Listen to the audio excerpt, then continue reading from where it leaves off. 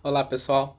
A última distinção que eu queria fazer com vocês aqui a respeito do capítulo 5 do livro Justiça, a partir da fundamentação da metafísica dos costumes do Kant, não que não seja importante vocês lerem todo o capítulo, mas selecionei aqui algumas partes específicas para gravar para vocês, que vão ser mais cobradas agora na nossa avaliação, é a distinção entre o imperativo categórico e o imperativo hipotético.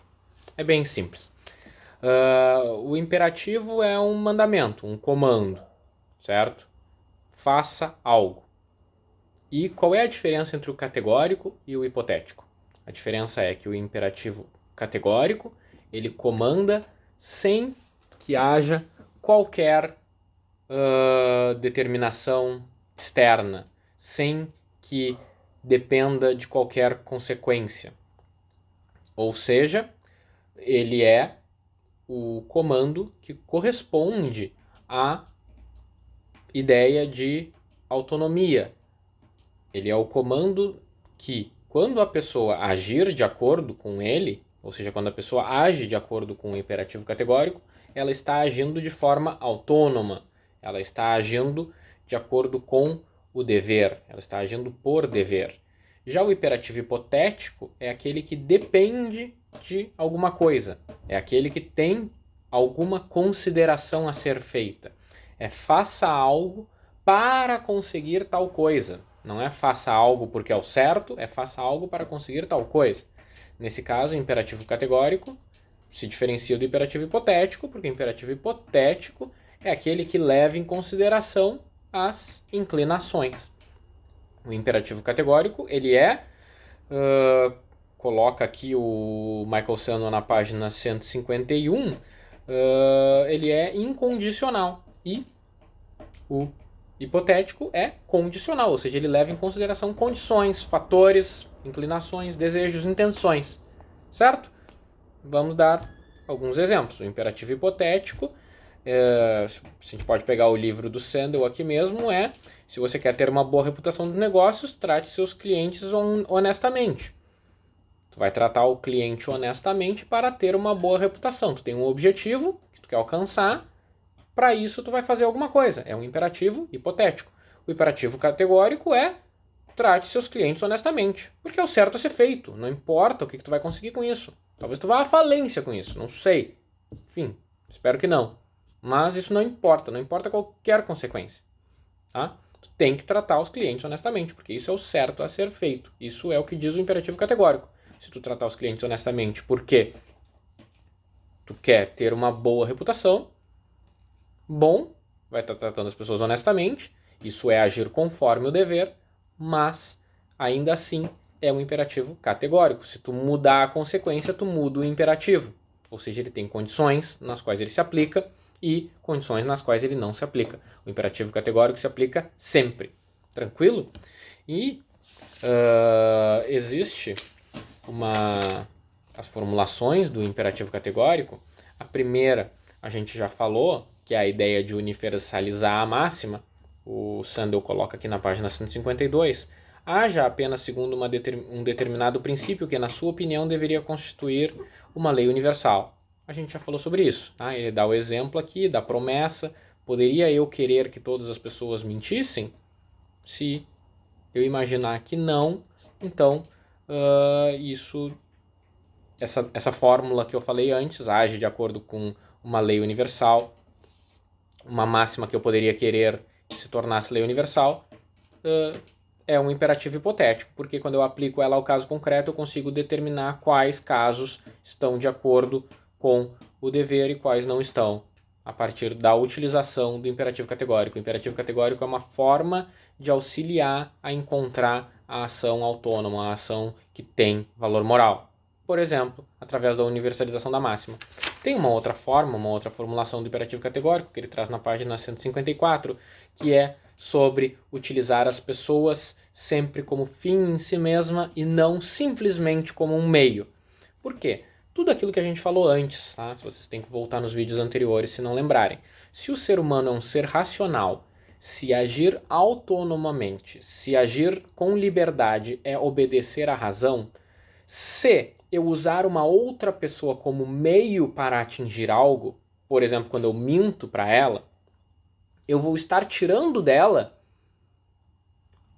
o direito que ela tem de se autodeterminar, certo? Por exemplo, se eu minto para alguém para conseguir o que eu quero, eu minto para alguém para conseguir um dinheiro, eu minto para alguém para ter um benefício na minha carreira, eu minto para alguém para ter um benefício na disciplina, aqui, na faculdade, por exemplo. Vocês estão fazendo os trabalhos nesse momento à distância, certo? Não tem como eu controlar o que cada um está fazendo ou deixando de fazer. Se vocês conseguirem um colega para fazer para vocês o trabalho, eu nunca vou saber, certo?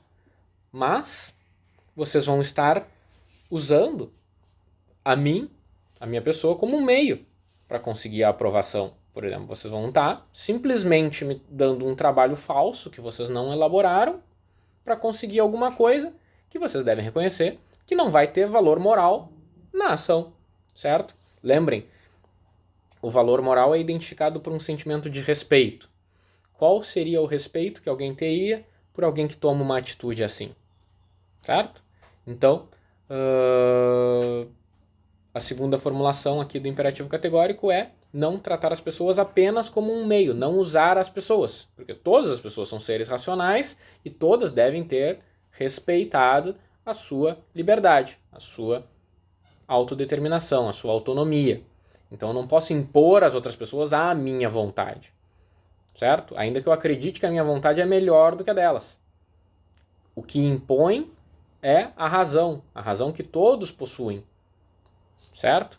Então, essa é a segunda formulação do imperativo categórico. Se vocês pegarem aqui a página 154, haja de forma a tratar a humanidade, seja na sua pessoa, seja na pessoa de outrem, nunca como um simples meio, mas sempre ao mesmo tempo como um fim, certo? Então, além de incluir as outras pessoas, como eu estava dando o exemplo agora há pouco, também a si mesmo. Tu não pode te usar como um meio para alguma coisa. Tu deve respeitar também a si mesmo como pessoa racional e não te colocar como um meio para atingir algum fim. Então, o ser humano, para o Kant, é a única coisa que tem um valor absoluto, algo que não pode ser trocado ou comercializado como qualquer outra coisa que tem um valor relativo. Ele vai dizer que os objetos têm valor conforme a utilidade que a gente der para eles.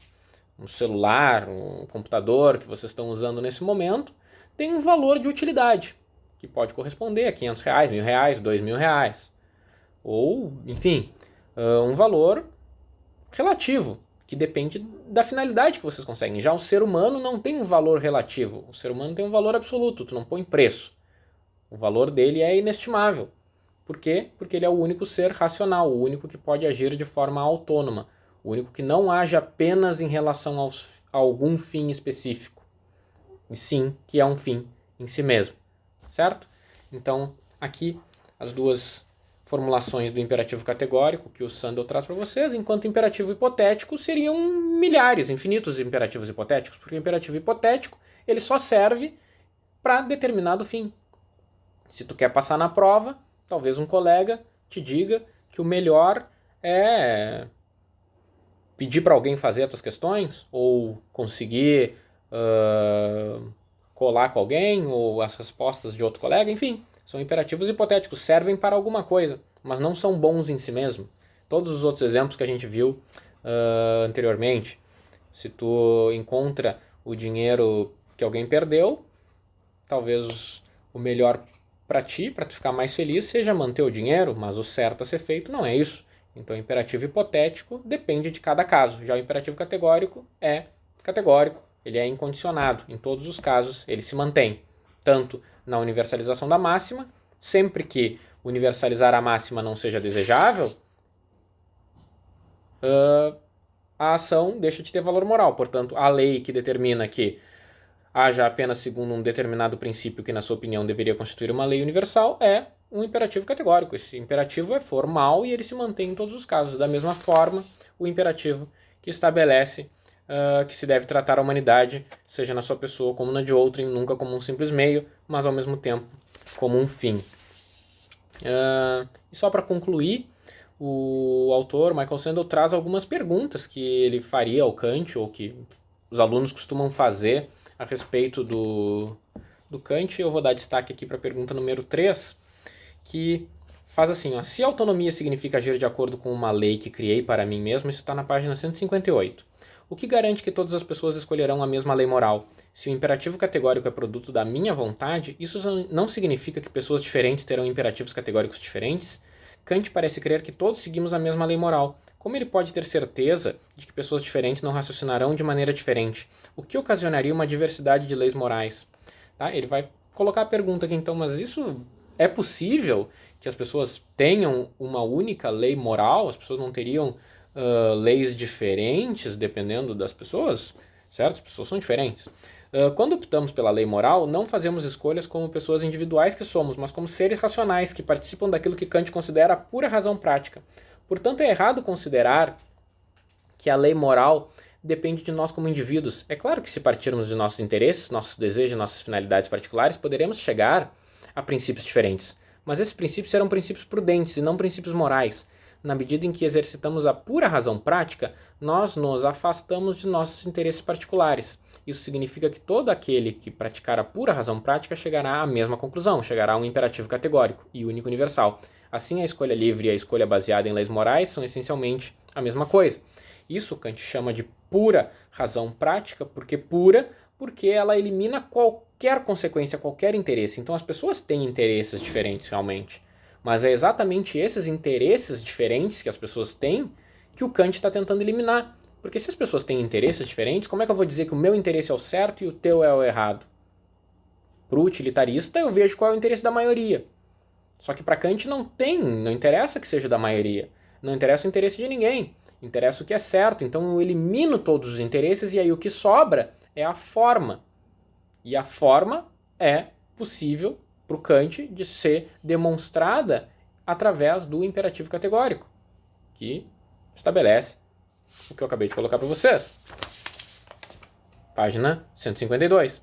Haja segundo um determinado princípio que, na sua opinião, deveria constituir uma lei universal. Não diz qual é o princípio. Haja segundo o princípio X. Não diz isso. É um determinado princípio que, na sua opinião, deveria constituir uma lei universal. Naquele caso, o princípio que tu está agindo pode ser uma lei universal? Se tu acha que sim, que todos poderiam agir da mesma forma, aí sim, tu está agindo de acordo com a moralidade. Tu está fazendo o que é certo, independente de qualquer consequência.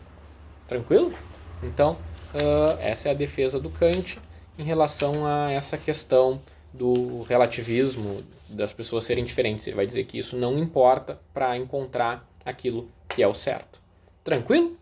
Se tiverem dúvidas, entrem em contato. Leiam as outras perguntas aqui, questão número 1, 2 e 4 também são bem interessantes, tá? E se tiverem alguma dúvida, entrem em contato. Até logo!